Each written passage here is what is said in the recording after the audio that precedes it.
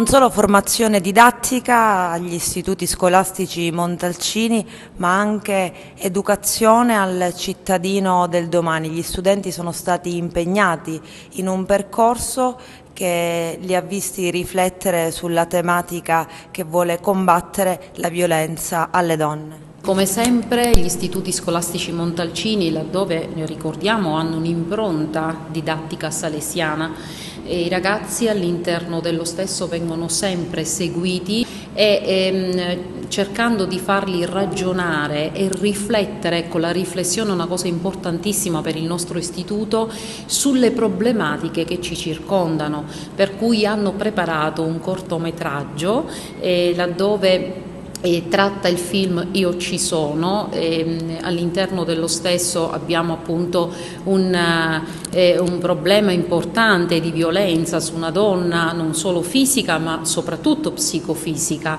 e poi abbiamo parlato e vorremmo parlarne con le istituzioni qui presenti oggi, sanitarie, militari, civili, religiose e quant'altro, appunto affinché questo diventi un dibattito e un'interazione e faccio riflettere i ragazzi, li faccio riflettere su come prevenire, su come riconoscere il problema e sull'agire, perché è importante dare i dati statistici, perché sono importanti ed è allarme sociale, perché sono tanti, sono troppi, ma è ancora più importante agire, fare, risolvere e soprattutto prevenire.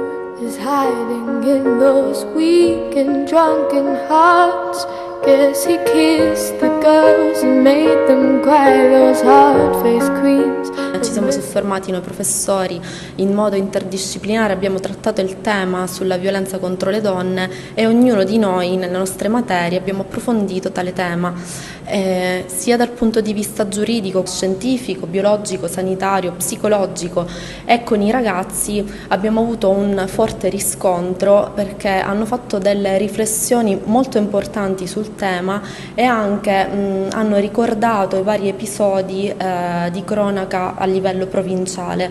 Quindi gli eventi come quello di oggi hanno soprattutto l'importanza di aprire gli occhi ai nostri ragazzi e accendere dei campanelli d'allarme quando si vengono a presentare delle situazioni di questo genere o incontrano delle persone di tale genere. Ci sono ovviamente vari tipi di violenza, però quello che secondo me è più grave appunto dal punto di vista psicologico per una donna secondo me è lo stupro, perché comunque lo stupro, i ragazzi che lo fanno, che compiono lo stupro verso una donna non pensano neanche più di una volta prima di compiere questa azione, oppure non pensano se l'avessero fatta a mia sorella, se l'avessero fatta a una mia amica, a una mia parente, e quindi non facendosi queste domande diciamo che compiono queste azioni senza sapere le conseguenze appunto che possono comportare a una donna, il danno psicologico che le possono recare per tutta la vita, che sono cose che rimangono.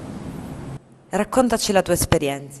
Ci sembra come un argomento distante che non ci può mai toccare, non può mai succedere a noi, però io soprattutto ho avuto un'esperienza in prima persona. Una mia amica si è confidata con me, aveva un ragazzo che si comportava male con lei, non la trattava bene. E sono felice che la mia amica si è confidata con me, si fidava così tanto di me da dirmi una cosa tanto delicata e tanto personale.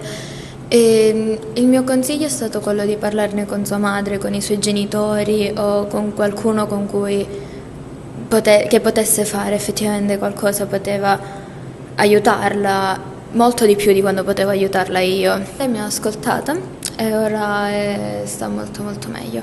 C'è qualcosa che ti ha colpito in modo particolare? Come vengono utilizzati i social network per compiere delle violenze. Un esempio di questo è appunto il revenge porn. L'uomo ricatta la donna divulgando le sue immagini. Questa è una cosa molto brutta perché la donna avrà paura di confidarsi anche con gli altri. Le istituzioni politiche all'interno della scuola, degli istituti scolastici montalcini, per parlare di cosa si può fare di concreto per le vittime di violenza. Io sono qui presente perché ritengo che gli incontri, il confronto sia importante parlarne, ma sia anche importante agire.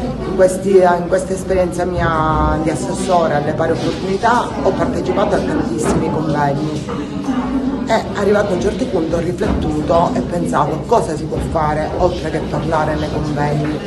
Proprio per questo ho indirizzato una lettera aperta a dei parlamentari, inizialmente saranno quelli locali, dove chiediamo di avere delle norme che tutelino dal punto di vista socio-economico la donna che finisce di fare un percorso dopo aver denunciato. Delle norme che garantiscono l'inserimento nel mondo del lavoro aiuteranno anche a far emergere le violenze sommerse. Io credo che uno Stato che deve agire da buon padre di famiglia debba proteggere le vittime e questa sia un'azione concreta. Immaginiamo anche le donne straniere vittime di violenza che non hanno una rete amicale, che non hanno una rete familiare.